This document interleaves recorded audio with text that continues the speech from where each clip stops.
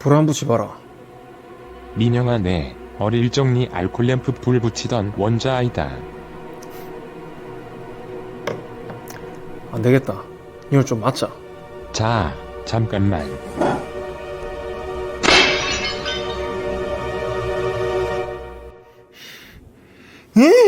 나 때려봤자 더 쪼개지는데 키읔키읔.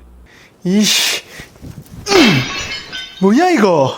응, 물결표 소용없어. 물결표.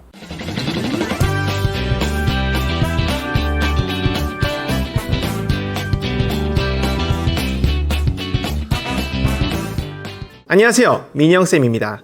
오늘 영상에서는 우주의 초기 상태를 이해하기 위한 기초 지식을 좀 쌓아보도록 할 건데요. 아무래도 우주의 초기 상태를 이해하려면 물질에 대한 이해가 어쩔 수 없이 필수적이에요. 그래서 오늘은 좀 생뚱맞게 느껴지실 수도 있지만 물질에 대한 이야기를 해볼까 합니다.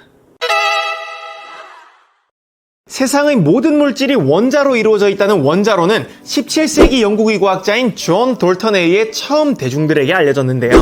돌턴은 원자설을 소개하면서 원자가 더 이상 쪼개질 수 없는 물질의 기본 입자라고 상당히 자신감 있게 주장을 했었어요. 하지만 이후에 후배 과학자인 어니스트 러더퍼드가 원자 핵과 양성자의 존재를 발견하면서 톰슨의 주장은 사실이 아닌 것으로 밝혀졌죠.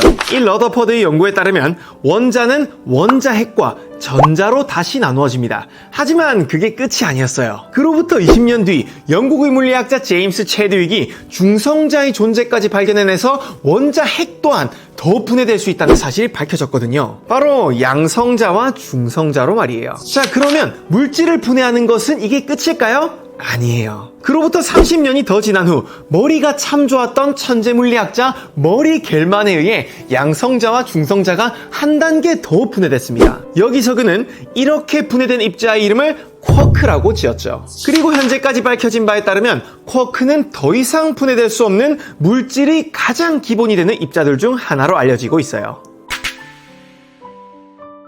자, 그러면 이제 본론으로 들어가서 원자를 쿼크까지 분해하기 위해서는 어떻게 해야 할까요? 여기서 우리는 아주 기본적인 물질의 특성을 이용해 볼 겁니다. 물질을 이루는 입자들은 기본적으로 온도를 높여주게 되면 더욱 활발하게 움직이려는 성질을 가지고 있거든요. 그리고 물질의 이런 성질을 이용하면 물질이 스스로 분해되도록 하는 게 가능하죠. 예를 들면 고체 상태의 물질은 그 입자가 옹기종기 모여서 바들바들 떨고 있는 상태인데요. 여기서 온도를 높여주면 어떻게 될까요? 이 친구들이 좀 더 적극적으로 움직이는 상태인 액체 상태가 됩니다. 그쵸? 그런데 여기에서 온도를 더 높여주면 입자들이 더 미칠 듯이 움직이려고 하다가 결국 흩어져서 기체 상태가 될 거예요. 여기까지는 우리가 흔히 알고 있는 내용인데 만약 여기서 온도를 더 높여주면 어떻게 될까요? 초고온이라고 할 수 있는 수천 도씨까지 말이에요. 그렇게 하면 원자들은 정말 엄청나게 미친 듯이 운동하다가 자기들끼리 충돌하기 시작합니다. 그리고 그 과정 속에서 원자 속에 있는